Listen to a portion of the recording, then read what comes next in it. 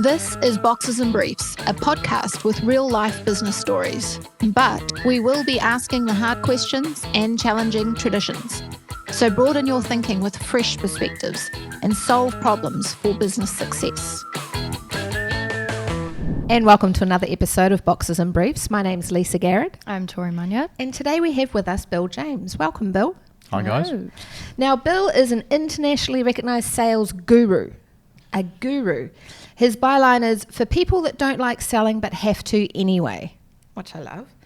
He's a co-founder of the revenue consulting company Attain, and he's also a certified professional speaker with multiple awards for his speaking, but he'd far rather be known for what he does with his clients. Well, the clients don't care what awards I've won. They just want to know I can help them get more sales. Yes. So you're a great speaker. Surely those skills translate into sales. Which one came first? I've been a sales dog for 35 odd years. I came out of university. Where does my degree fit? Sales. Not many degrees there. So I took a degree into the sales area and they all went, oh, you're different. And that let me be a national sales manager when I was in my 20s. Wow. So I've started always young. kind of done that, yes. So did you do speaking before or after that? Speaking came after a bit of a medical and I re-examined everything, sold the businesses I owned and realised I love helping people. Yeah. I love helping lots of people. Yeah. I've actually got scholarships for acting and singing on a stage. Really? And when I put it all together, yeah, I know. I was wondering why you wouldn't stop singing this morning. But you know, it made sense actually. Yeah. One thing I could do would be to get on stage where Yeah. a lot of people don't like to go. Absolutely. And it allowed me to help a lot more people. I was already putting families in homes and things before that. Yeah. But this allowed me to do it, you know, in a big way. And so speaking became a very logical thing for me to do. And you've won awards for it. So I know that you've won Speaker of the Year award. Mm-hmm. What did you speak about that won the award? Well, people that don't like selling but have to anyway. Ah. So that's one of about 3 or 4.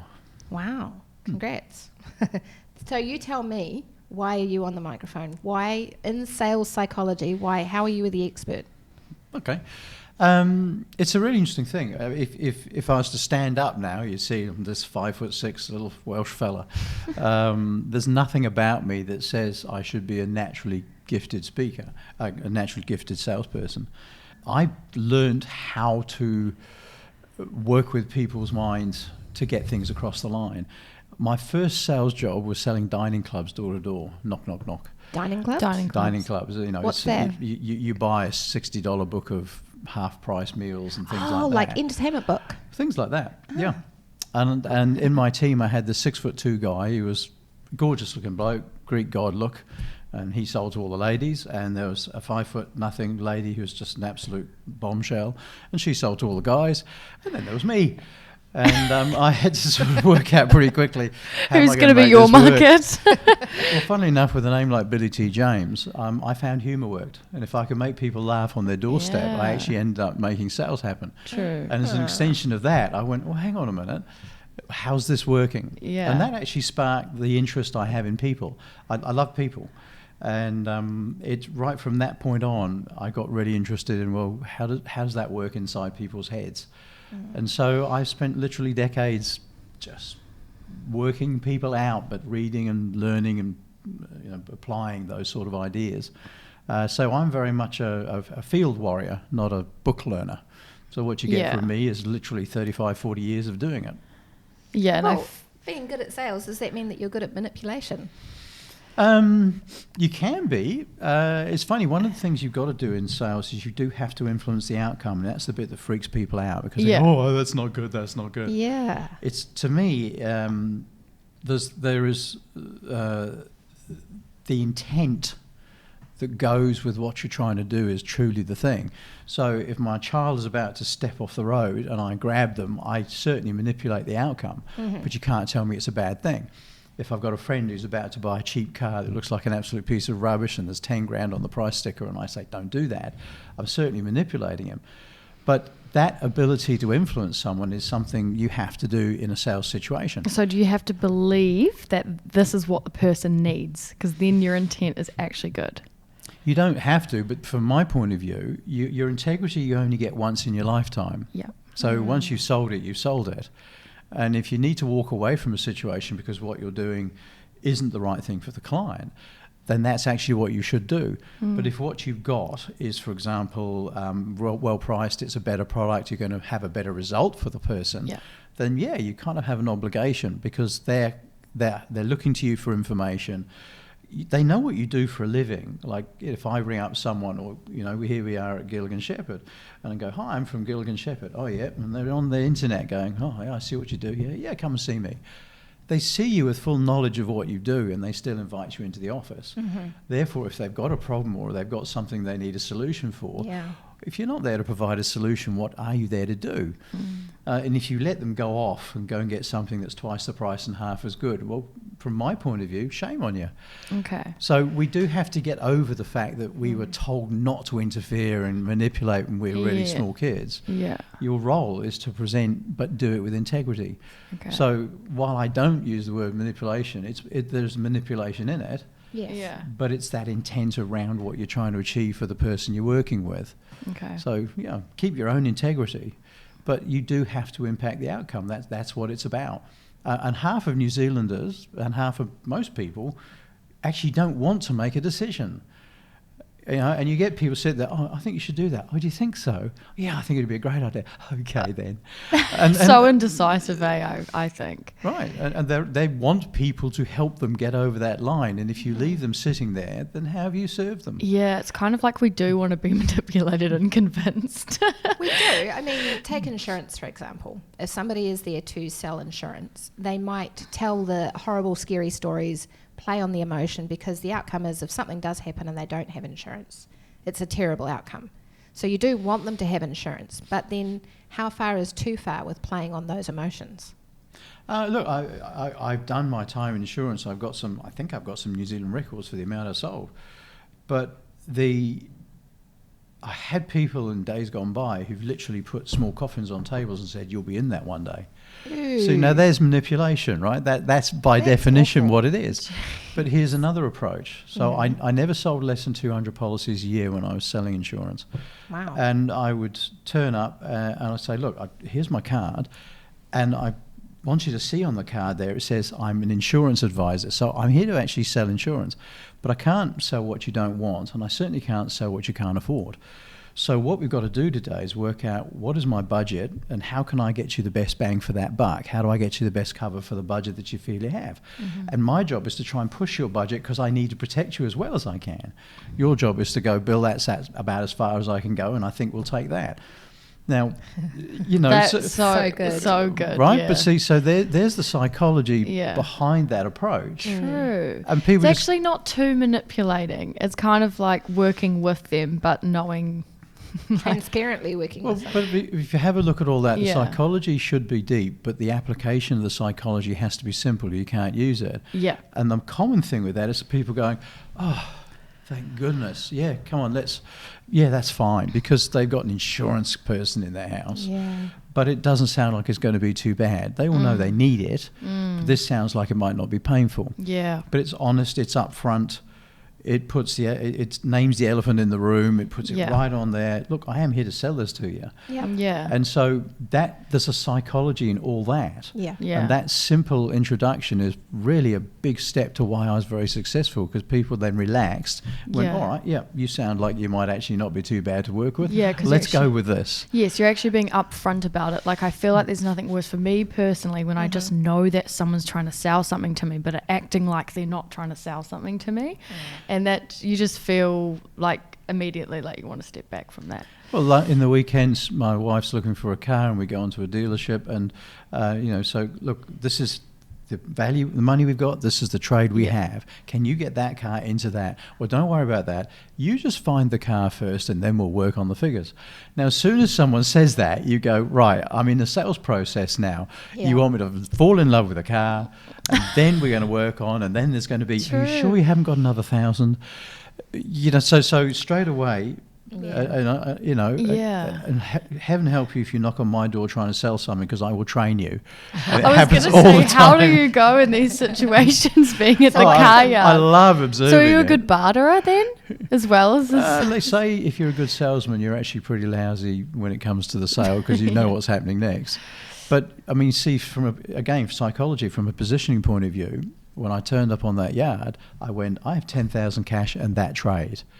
You have to fit me into that with whatever you suggest. Yeah. So I am actually bargaining. That's my BATNA. Bang. Yeah. Right. And they ended up saying we could have a $14,900 car for 10,000 plus a $2,500 trade.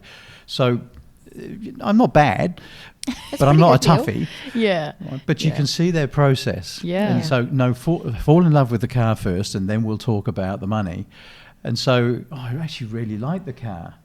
And what they're hoping is that I will now soften. Oh, we could find another 1,000 if we have to, couldn't we? I suppose we could. So true. So the process is there. That's different kind of psychology. So what did you do? Did you say no, and kind of set the parameters again? No, Susan liked the car. It's for her. So I said, okay, that's fine. But I just said, I did set the parameters again and said, look, the car's $14,500. I have $10,000 in a trade. If you guys can make that work, we'll take the car for a test drive. Mm-hmm. And as we were walking off the yard, they said, we'll make it work, and on-road costs. So, nice. But so that's, but that style of sales process, that's where you talk manipulation. Yeah. To me, that's the manipulation. Right. Whereas if you turn around and said, look, we can certainly talk money and what have you, but until we know the car you want to buy and we've assessed your car, we actually don't know what those numbers look like. So that's just being upfront and honest. Yeah, you're right. Why don't we both get in a car? We'll get into yours and drive it around. You get into one of ours and drive it around. Yeah. And then we've got to have a little look. If you love a car, and we might have to say, look, if you've got an extra $500 or $600, we can get you in there. But if you're happy with that, why don't we do it? Now we talk about psychology. If you're happy with that, why don't we do it? It's called permission selling, and that's that little thing we Yes. know about, right? Yes. So I it's say, got a name. can I show you permission selling? Yes.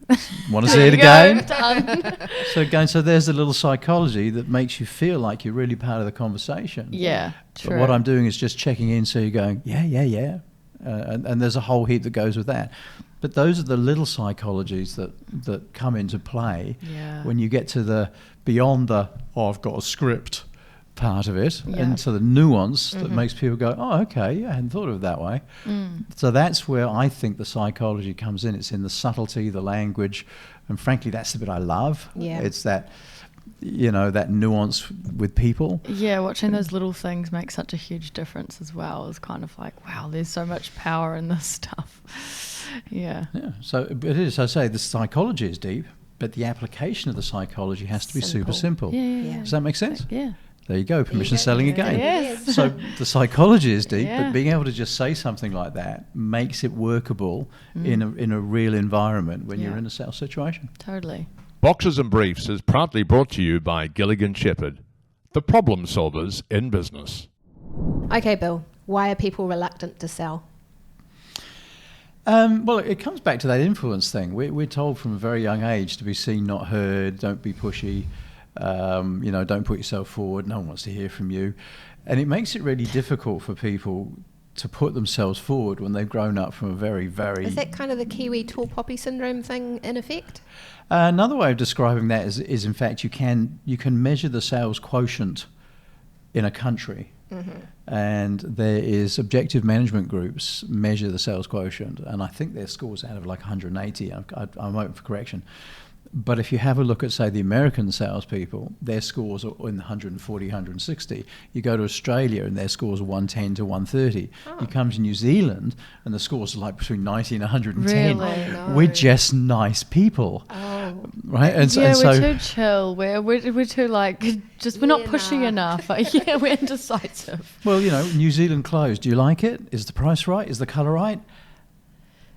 No. Well, I don't know. But see, I'm sitting waiting for you to jump down on me and go, okay, I'll have one. Right. I'll leave it with you then.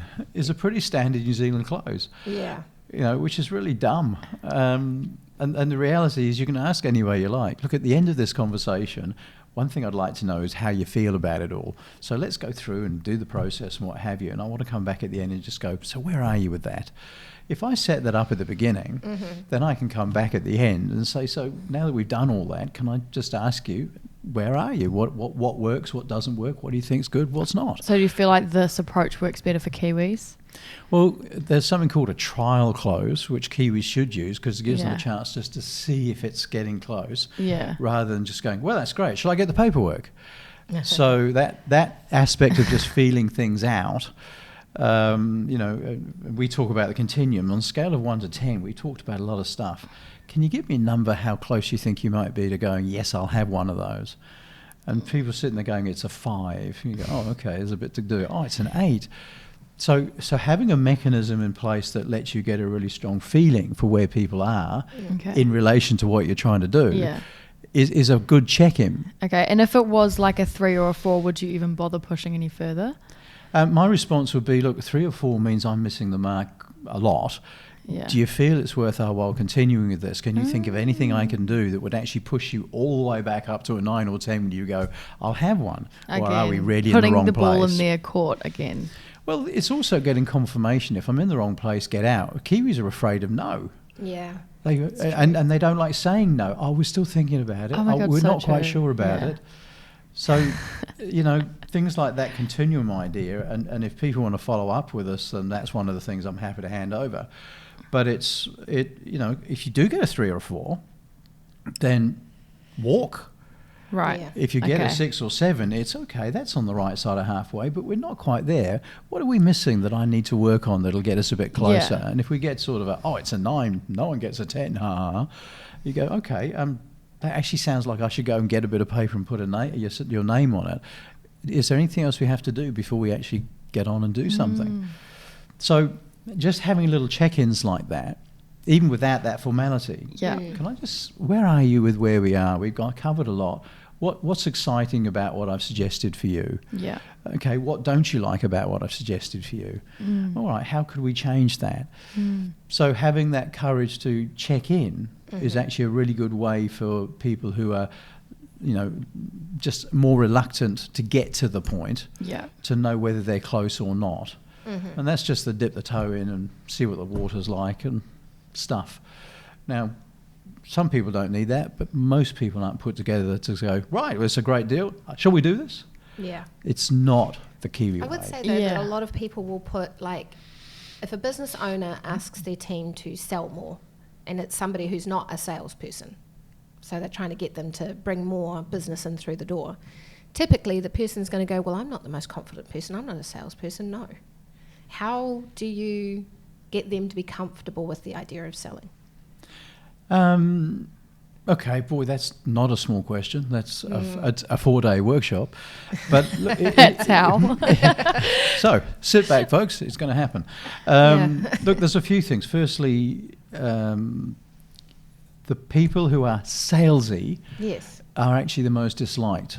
People who are introverts, customers want someone that can ask good questions, hear the answers, put a plan together. Ideally, don't make people feel small by using jargon. That's something that Definitely. really disconnects Yeah. people. That's one of our big things. Yeah. 100%. But unless jargon is the norm, in which case, if you don't know the jargon, you don't fit in. Yes. So in the software world, the IT world, if you Even the don't know what marketing world. Yes. We're in the marketing world and there's so much jargon that we were like, what?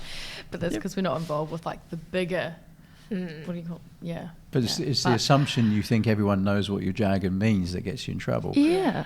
So, I mean, someone who is, shall we say, more introverted by nature, they make the most consistent salespeople. So your people who are just, Well, you hey, lost let's your do biggest this. excuse, haven't you? For the introvert Well, because they're side. about process.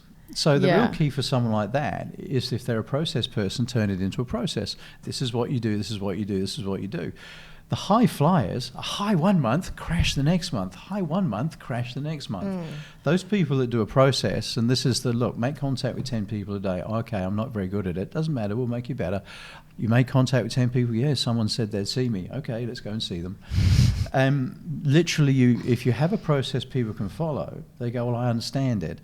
So people that are like that, they get that selling something is important. Yeah. But if they can follow a system, then it suddenly makes sense.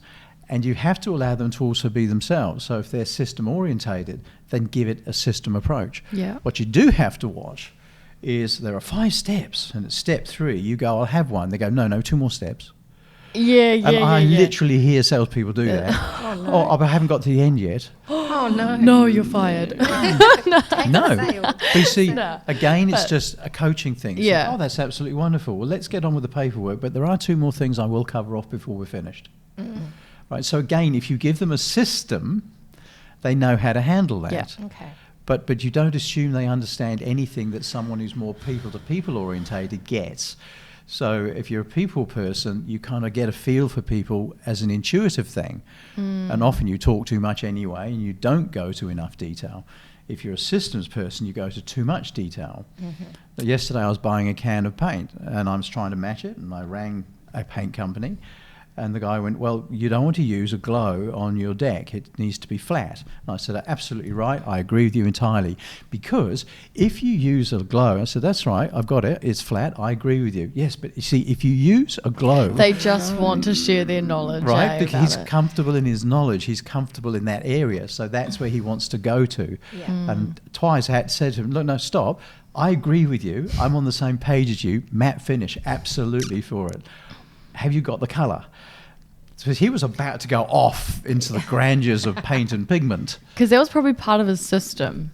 Do you think, maybe? But it's part of his comfort. Yeah, true. Right? In here, I'm a technical expert, so let me display my Yes, technical yeah. expertise. Yeah. So is I'm it not. ego? I just want a can of paint. So he was... ego getting in the way of the sale? No, it's his comfort zone. See, it's where he's comfortable, and so when he's comfortable there, he wants to stay there. And this is what happens with technical people. They go to the technical, Yeah.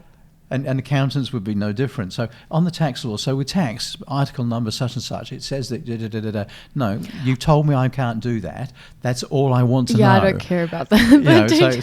so I don't care what the pigment is. I don't care whether you have to mix it. I just want to know, have you got it? Can I buy it? When can I have it? Yeah, it's kind of like when the customer said, yeah, I want it, just say no more. And it's They've only- made the decision. Yeah, and it's because they're in a comfortable place. They, Yeah. right, Okay. I'm in my comfortable place, I'm going to stay here. Then they have So confidence. is the encouragement for the salesperson who's not comfortable with sales, who's got their process, and then they're having that glitch in the comfort zone, how do you help them get out of that? Look, a lot of a process around sales is in the setup of the sale. So I need to understand who you guys are. I know you're both marketers, so you don't really want me to go into chapter detail, minute things. I know we're on a podcast, therefore it's not a podcast about me spending 20 minutes on the psychology of, and here's dopamine, and here's, I was kind of interested in that. Well, you can get all that if you want it. Yeah. Right, But so- we've got to choose wisely. Yeah, but I Yeah. know you want something fairly quick at a level that will engage an audience that will. So by knowing that, my role is to set up my conversation to give you what you want. And so the best thing to do is to make sure people are attuned with the personalities, spend that bit of time, make sure you do the talking first. So I got a brief before we did this, so I had an understanding of what was expected. Now I can deliver to that understanding. But if we had sat down and went, all right, Bill, here you go, and like, okay, then there's We every wouldn't chance. have got the best out of you, though. You wouldn't. No. I'm a believer in stuttering. I'm a believer in preparation. Yeah. But my preparation is 6 or 7 points that I can go to around here that will give it what it needs. Yeah. So there's no point in me writing 76 pages for this. It's not going to happen. I just get confused on what I can say. Yeah. So a huge amount of sales is in the setup.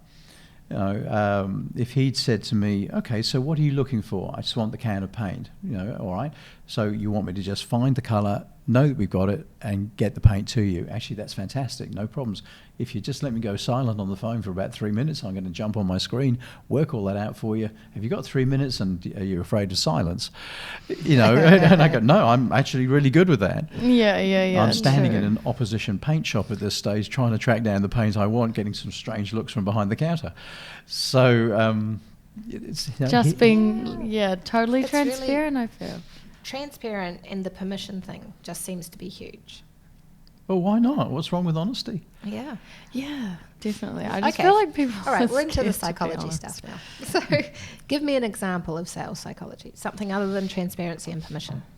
Okay. Well, when you replay this, you'll find you've got about 6 or 7 of them. But okay, as a very simple thing, let's say you're going off to a network event. One of the hard things about network events is saying hello to people. Yep. So here's a very simple one.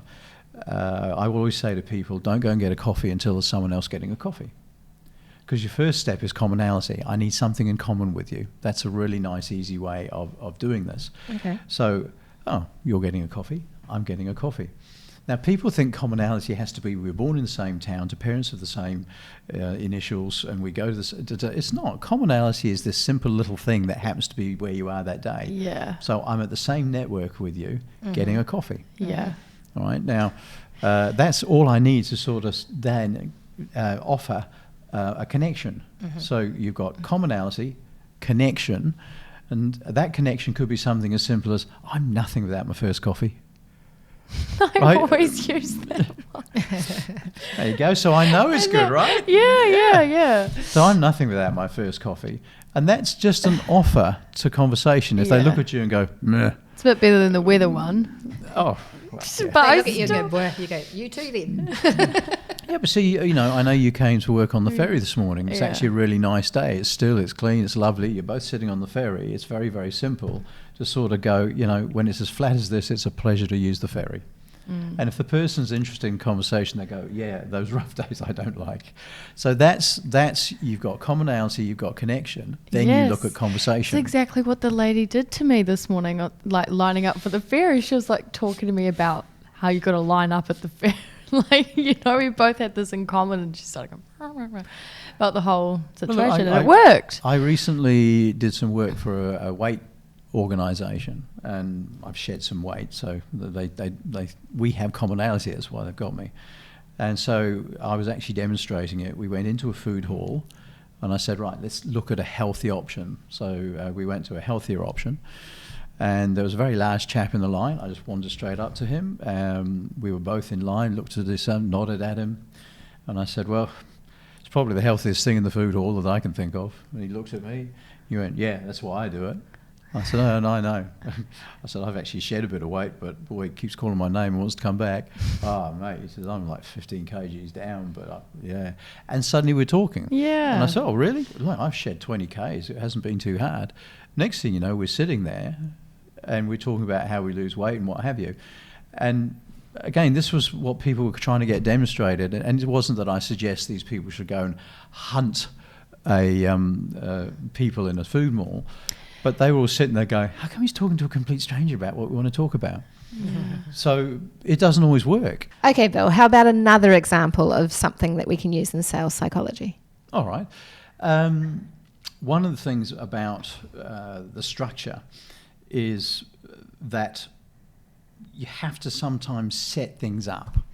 The human brain, as a professional speaker, if I've been speaking for 20 minutes and I suddenly go, so everybody tell me what you think, there's a real problem for people going from listening mode to talking mode. Yeah. It actually Yes, there's takes, always takes a while to get that first question, right? it does. Yeah. So that aspect. So if people understand what's coming and people understand what the roadmap is and people understand what you expect of them, they're again much more agreeable. So a very, very simple thing to use that a lot of people don't, and I really don't know why they don't, is things like an agenda. Now, let's say, for example, you're working with an existing customer. There's a very simple agenda we have, which runs along the lines of what, why, how, and you get. So what we're going to talk about today is the fact that over the last 3 months, we have steadily gone down in those sales figures. And the reason for doing that is obviously it's not something that we can continue to do. So let's look at those sales figures and look at what's actually being sold and what's not, but also have a look at who we're selling to compared to who we used to sell to and see if there's some matches. And from that, we should be able to create a very, very strong way forward that'll help us pull out of that slump. Yeah. Sound- I have sound good to always you? loved this setup because I don't like it when I walk into a meeting and I don't know what I'm there for. And I'm still waiting through the whole time the person's talking to figure what am I there for. So I love the setup. I love the agenda, the explanation. Right, now I know what I'm here for. Well, here's the lovely thing. We talked before briefly about the fact that you should try and cater to people's personalities. So when you use that, you actually cater to all the personalities. So what we're going to do caters to that person who's a very driven person who goes, I don't want to waste my time.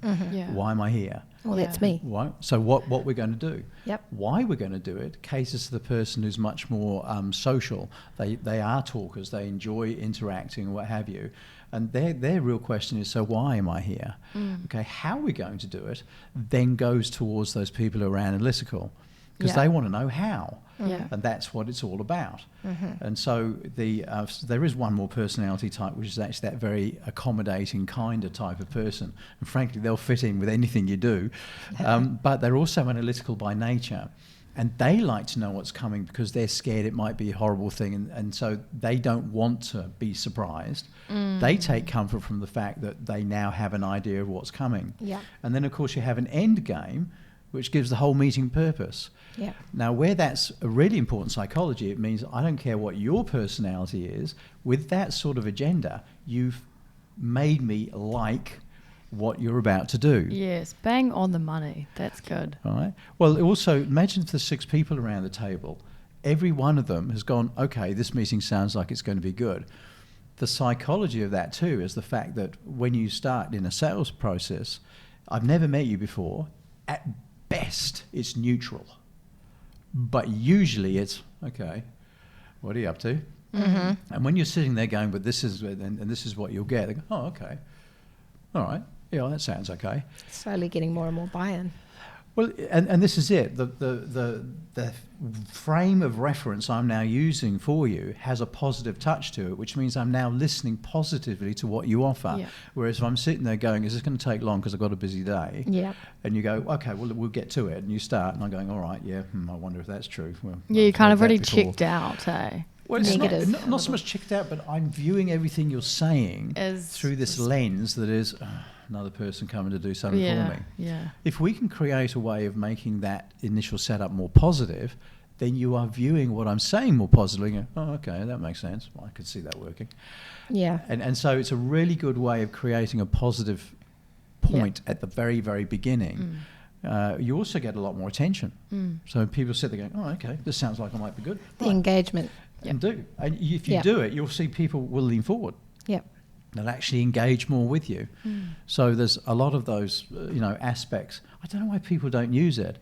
But again, when you talk about people that are not natural in sales, Yeah. they can put an agenda together. Yep. All right. So starting things off again is another aspect. We use what we call the 97%, 3% approach sometimes for people who are real chickens at this. I feel like it's like the fear of rejection is half the reason. It's a very real thing. Yeah. But again, that fear tends to go back to childhood and parents going, be seen and not spoken to and all that sort of stuff. Beliefs, people wonder where beliefs come from, and it's not the right question. The real question around beliefs is, does it serve me? I don't care where a belief comes from. There's all sorts of conjecture, environmental and all that. But the real question is, does this belief serve me? So, does feeling nervous about going to see a potential client serve me? No. Well, then I need to get over it. I need to find an alternative.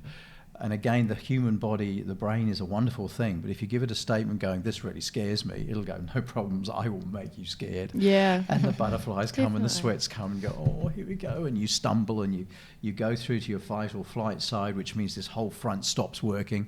And I'm sitting there going, All right? So you can also ask questions. Yeah. If this frightens me, how do I get over that? Who do I know that isn't frightened by that? Would it be okay if I had a chat to them and see how they do it?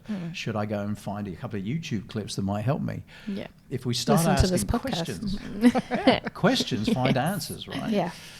So we've got a couple of ways of doing that, and that's a big thing. That 97%, 3% approach is one we actually put together for fire sprinkler engineers. And I always get these phone calls, and they tend to be things like, can you help our guys close better? Really? Because that's what Yeah. the manager wants.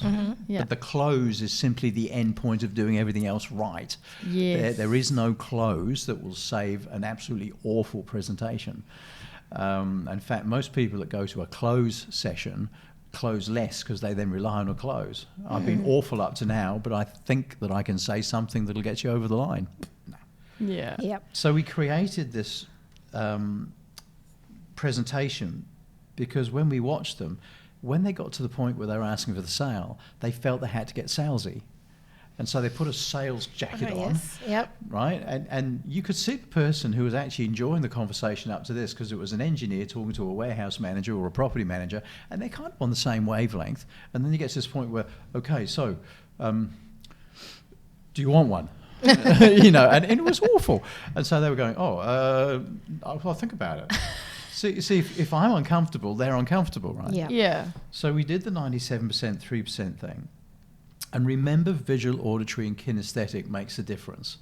Now, that's another whole thing. So are you a visual person? Yes. Are you an auditory person? Are you a kinesthetic person? If you're an auditory person, then you need to listen to what I'm saying. And I will give you a document, and you'll put the document down and go, what's in it? If you're a visual person, I'll give you a document, and I will lose you until you have read that document. And if you're a kinesthetic person, I'll give you a document, and you'll sit there moving it around in your hands, listening to what I'm saying. That's what I do, I think. Right? So remember that Interesting, I didn't know how you're to dealing name. with warehouse people, production people, probably high kinesthetics. We said, go get a bit of paper, put it on the table, and draw a circle. Now, if you're auditory, I'm listening to what you're saying. If you're visual, I'm watching what you're doing. Even kinesthetic, I'm loving the fact there's a pen moving, even if I'm not holding it. And we said, you draw a circle, and you put this little slice in there, and you say 97%, and you literally write that in there. You say 97% of the time what I do is I build fantastic fire sprinkler systems. Now, these aren't going to be the cheapest systems you're ever going to see. You'll always find a cheaper one than us. Yep, I'm handling an objection right there. But in 10 years' time, they're still going to look spanking new, and you can have 100% confidence they will cover the warehouse, the storeroom, you know. And as strange as it may sound to you, I drive past an organisation like yours knowing I put the system in. I have a lot of pride in that. It's what works for me. And that's what I do 97% of the time. This little 3% here, draw 3%, this is me convincing you that you actually need to use me. And I'll tell you what, I got an engineering degree. There was no sales in it. If there's one area I've got that's kind of weak and terrible, it's that bit. Would you be okay if we forgot about that bit and just worked together on what you need in a fire sprinkler system? You rip it apart, I'll put it back together, and when you think it's exactly what you want, It's amazing. I'm going to have to say to you, okay, so do you want one? But it's not going to be smick and it's not going to be smooth. But I mean, if we can work that way, you get the best from me and I give you what you want. So does that work okay for you guys? Yes. Yes. Their sales went up Sold. 38% in the next 3 months. Wow. Because these guys went, I don't mind doing that. That doesn't sound like sales. Yep. Yeah, exactly. Right? So So you there's a don't want it to psychology. sound like it. Yes. Right. So now it won't work with drivers because drivers go, I'll just get on with it. But most of their clients were warehouse managers, property managers, other people who are analytical by nature. And they were analytical by nature. And so it worked very, very well because they were comfortable and they could actually present that with confidence without having to put a sales jacket on. Yep. Yeah. And so their natural personality came through. They were allowed to be real. And we say being real gets the deal. Yes. All right? Yeah, and I Yeah. liked how you spoke about yourself in that situation because I feel like not many salespeople actually do that. It's just all about the product, the features and benefits of that. And they never talk about where they come into the situation and why I Yeah. should buy from you. Makes it relatable. Yeah, definitely. Yeah. As long as they don't, it's good to put that certain amount of vulnerability out there as well. Now, if I said to those engineers, make yourself professionally vulnerable, they've gone, no. But they didn't realise it. But Yeah. by putting that little bit of honesty on the table, Yep. it was very much a human-to-human contact. Yeah, yeah. And this is exactly. our second rule. You've got to do business at two levels. Do it here, do it here. Head then heart. Head and heart. Yeah. Most people go, we do this sort of fire sprinkler and we can make that. It's made out of this and it's got this in it and it's got German that and it's got... And people go, okay, I'm educated. I understand you make good fire sprinklers. I just don't feel like I need to buy one off you. And so this is where most technical people especially stay because they're comfortable. Like the guy in the paint shop Yep. explaining to me about pigments. Yes. But he wasn't winning me. We have to get people at this level too. And so if I say something that makes me nervous, it makes you nervous, and we disconnect straight away. You don't have to analyse why I'm nervous. Yeah, you You just just feel have to it. take a big backward step. Yeah. And so with that, you start to lose people. So you've got to do business at two levels. Relate to people so they want to relate to you. And there's an old, I think it's a Dale Carnegie saying, the heart buys, the head justifies. Trust is here. Yep. And that final step saying, yep, I'll have you, is a leap of faith. I'm a builder. You're about to give me $800,000 to build your one-bedroom house. No. So $800,000 to build a house. And I see you can build, and I've read all your qualifications, the quotes, all that stuff. Yep. But when it's all said and done, why am I giving you $800,000? Because in some way, shape, or form, I've connected to you, and I trust you with my $800,000. Yep. Yeah. All right. So what happened there? No. Yeah. There's a lovely example with a builder who was up in Northland, and we worked with his quotes because the quotes are just a bunch of numbers.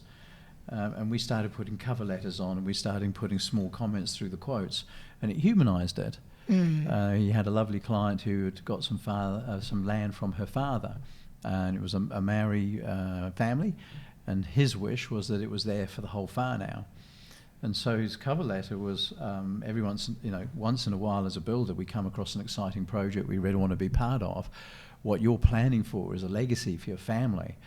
And we think what we're going to suggest to you will fit beautifully into the land to not spoil the land, but it will allow you loads of accommodation for the whole family to come when you like. It'd be fantastic to build those greens and browns and blues into the landscape for you. Yep. And I hope we're going to be part of that. They connected with right, the bang, heart. that cover letter. Yeah. And she just looked at that and went, you are getting where I'm coming from. Yeah. So straight away, he's got a much better chance of landing that deal. And he did. And it was a $1.3 million build or something. Yeah. So, that humanisation of it has its place. And we all are human. Look, I'm loving it all. I'm going to have to listen to this podcast myself a couple of times, I think, to get all of the gold that you've given us. Yeah, I agree. But what is there that you'd like to leave with our listeners? What would I like to leave with them? Look, I guess anything you do in this regard, if you're out there sitting there going, whoa, you have to take a step. Yeah. The first step is always the tough step. If you think back to a dating days or something like that, the hard bit was actually going up to the person you kind of liked and saying hello. Yeah. From that point on, it flowed or it didn't. Yep. Yes. Right, Yeah. and we have a little thing, SWSWSWN, some will, some won't, so what next? Or Ariana Grande, thank you, next. You can't afford to put the baggage on your shoulders when it doesn't work, because the reality of it is no one gets 100%. What you can do though, and it's like playing poker, everybody's got the cards, but how you play those cards, you don't have to slip a couple of aces in when no one's looking, but you can play those cards cleverly. It's a joy. And one of your original questions was, why am I doing this?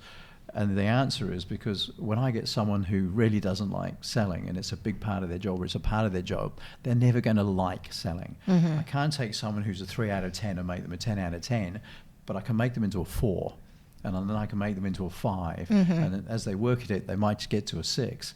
But from 3 to 6 is twice as good. It is. All right, and you got to get that. Yeah. Oh, I'm never going to compete with the prize winner. That's cool. Yeah. And I feel Right. like each step that they get to, though, they are probably going to be more convinced into actually liking sales the better that they get at it, Well, So at least feeling they're competent enough at it that they can do it. Yeah. But Yeah. I get phone calls. The joy of my whole professional life is when someone rings up and says, Bill, I did it. And I know it sounds funny, but that's my moment. Yes. Yeah. And I literally do get stopped in the street by people going, hey, I did that thing with you 5 years ago, and I'm sorry, but I look at them and I go, oh, okay. Can't remember And they them. go, I've used that one idea, and it's, I had someone stop me the other day and said, I used that one idea, it's 100% of my new business now. And I Love put that. on more new business than I can do. Yeah. A couple of weeks ago, someone stopped and said, 1/3 of my business now comes from those things we did with you. So, Amazing. that's the impact The I good want to feels. have. Mm. And Yeah. so that's my Yahoo moment. Yeah. So I'm not quite sure that's what you wanted me to leave you with, but I probably No. should have put that in the If beginning. our but, listeners want to get in touch with you, how do they find you? No one can listen to it, but I'm open to having a phone call. I know it sounds weird and it's very it's watch out, but 0274 573 796, and you'll have that information as it Yeah, comes. we'll put that in the notes. Obviously, we've got the website, Yes. weareattain.com. But if you want to have a couple of minutes of my time and chat something through, by all means do, because this is how opportunity is created. Yeah. I have a philosophy in life that you put yourself in the way of opportunity, and if it's silly enough to put its head up, you're good enough to grab it. And so I like that. That's nice. Yeah. I absolutely live my life by that. That's one of the two sayings I have. So I have no problems if someone, Bill, I saw you on that podcast, I have a quick question. Yeah, in fact, you'd I probably haven't got a problem. respect it more by someone picking up the phone and actually I'm a having nice the enough courage. guy. If I'm too busy to talk, we'll make another time. But I'll just go back to you live your life by one of two things. What's the other thing? Okay. Friendship isn't about the time that you spend. Friendship isn't about the hours that you spend together, but by the depth of the moments. Oh. Yeah, I like that. Like that That's one. good. Those are my two Agree. philosophies of life. Okay. Well, thank you so much for your time. Yes. No problems. Been a Hope there's some pleasure. value in there for you. Absolutely. Definitely. Good on you. Boxes and Briefs is proudly brought to you by Gilligan Shepherd, the problem solvers in business.